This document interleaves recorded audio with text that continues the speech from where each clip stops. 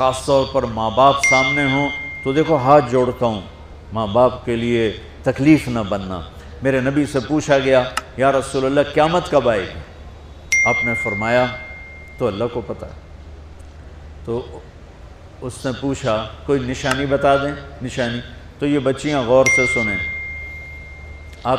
اس نے کہا یا رسول اللہ قیامت کب آئے گی؟ آپ نے فرمایا اللہ کو پتہ ہے۔ کہا کوئی نشانی بتا دیں؟ تو سنو، آپ نے فرمایا جب بیٹیاں بھی ماؤں کو ذلیل کریں گی قیامت آ جائے گی۔ یعنی بیٹے تو جب کر جاتے ہیں بدتمیزی اور بیٹیاں عام طور پہ فرمانبردار ہوتی ہیں، آپ نے فرمایا جب بیٹیاں بھی ماں کو ذلیل کریں گی تو قیامت آ جائے گی۔ تو بچوں، تمہارے استاد بھی تمہارے ماں باپ ہیں اور تمہارے ماں باپ بھی تمہارے ماں باپ ہیں۔ میرا اللہ کہتا ہے وَاخْفِضْ لَهُمَا جَنَاحَ الذُّلِّ مِنَ الرَّحْمَةِ، ان کے سامنے بچھ جا، لا تقل لهما اف۔ اف کا اردو میں ہے ہم کہتے ہیں یہ ہوں کی آواز بھی نہیں آنی چاہیے۔ ویسے اف حقار، اف پتہ کیا ہوتا ہے؟ اب ناخن تو آپ کو نظر نہیں آئے گا، اپنا ناخن دیکھ لینا۔ ناخن کے نیچے جو ہلکی سی میل جمع ہوتی ہے نا، اس کو عربی میں اف کہتے ہیں۔ کہ اتنا خفیف سا وزن بھی ماں باپ پہ مت ڈالو، ان کی دعا لے لو، دعا۔ وہ زیادتی کریں سہ جاؤ، زیادتی کریں پی جاؤ۔ اللہ کی غیبی مدد سے جو تمہارے کام ہوں گے وہ تمہاری ڈگریوں سے نہیں ہوں گے۔ ڈگری تو ایک کاغذ کا پرزہ ہے، اس پہ نہ تمہاری تقدیر لکھی ہے نہ تمہارا نصیب لکھا ہے۔ تمہارا نصیب یہاں لکھا ہوا ہے، تمہاری تقدیر یہاں لکھی ہوئی ہے، اور یہ سرسبز اور ہری ہوگی تمہارے اخلاق کے ساتھ، تمہارے ایمان کے ساتھ۔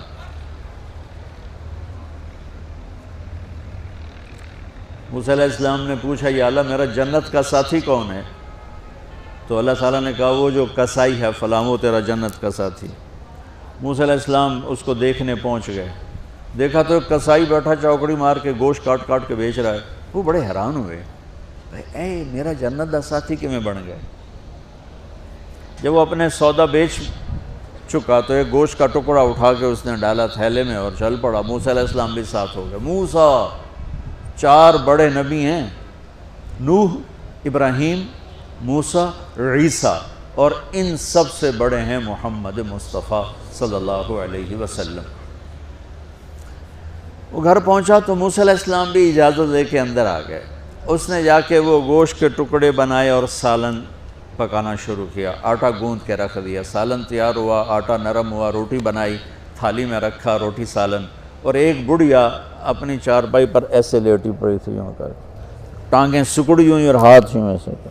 تو اس نے اس کو ہلایا، ماں جی روٹی کھا لو۔ تو اس کو یوں ہاتھ کا سہارا دیا اور لقمے بنا کے کھلاتا رہا، یہاں تک کہ اس نے کہا یعنی بس۔ تو پھر اس نے اس کا منہ صاف کیا۔ جب لٹانے لگا تو وہ کچھ بولی، موسیٰ علیہ السلام دور تھے تو سن نہیں سکے، اس کی بڑبڑاہٹ تھی۔ تو جب وہ فارغ ہوا تو موسیٰ علیہ السلام نے فرمایا میرے بھائی یہ کون ہے؟ کہا جی میری ماں ہے، میں کسائی ہوں، میں صبح اس کی ساری خدمت کر کے جاتا ہوں، پھر شام کو جب آتا ہوں تو پہلے سارا اس کا کام کرتا ہوں، پھر بچوں کو دیکھتا ہوں۔ تو موسیٰ علیہ السلام نے فرمایا یہ کچھ کہہ رہی تھی جب تم اسے لٹا رہے تھے؟ تو کہنے لگا جی بس ماں جو ہوئی، کہنے کو اس نے کیا کہنا ہے، جب بھی اس کی خدمت کرتا ہوں تو مجھے کہتی ہے اللہ تجھے جنت میں موسیٰ کا ساتھی بنائے۔ میں تا جی کسائی کمی اور وہ موسیٰ کلیم، میری کیڑی اوقات ہے۔ موسیٰ علیہ السلام کی آنکھوں میں آنسو آ گئے کہ تیری ماں نے تیرا کام بنا دیا ہے۔ تو بچوں اپنے ماں باپ کی ہائے نہ لو، دعا لو۔ اور ماں باپ سے کہتا ہوں اولاد کو عزت دو، بے عزت نہ کرو۔ جو کبھی ماں باپ بیٹھے کوئی نہیں، بہت تھوڑا تم سارے بچے بیٹھے ہو، لیکن یہ آواز جائے گی کیمرے کے ذریعے۔ ماں والدین سے کہتا ہوں اپنے بچوں کو عزت دو، عزت نفس کو۔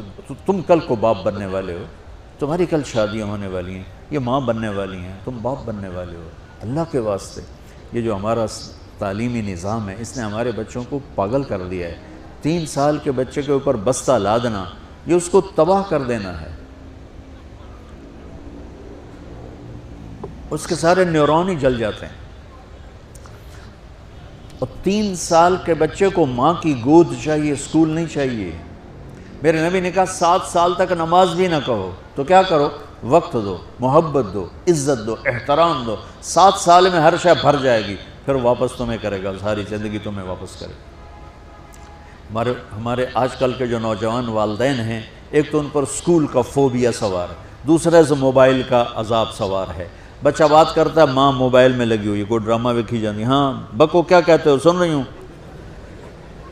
وہ وہیں فوت ہو جاتا ہے. بیوی بات کرنے لگتی ہے اور میاں صاحب فون میں لگ جاتے، میاں صاحب بات کرنے لگتے ہیں، بیگم فون میں لگ جاتی. یہ تو ہماری زندگی. اتنی لائف کوالٹی گندی ہو چکی ہے کہ انہیں کھانے پر بھی سکون نصیب نہیں، کھانے پر بھی کاروبار کر رہے ہوتے. بلا روٹی کھا رہے ہو، زہر کھا رہے ہو، چلو ایویدو گنجا. ٹوائلٹ میں ٹیلی فون سن رہے ہوتے، 2 آوازیں آ رہی ہوتی ہیں وہاں.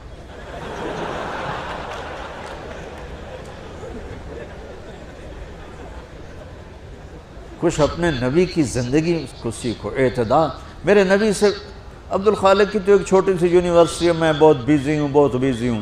میرے نبی کے سر پہ 7 بر اعظم کے انسان اور جنات اور قیامت تک آنے والی نسلیں تھیں، اور میرا نبی بچوں کے لیے روزانہ وقت نکالتے تھے.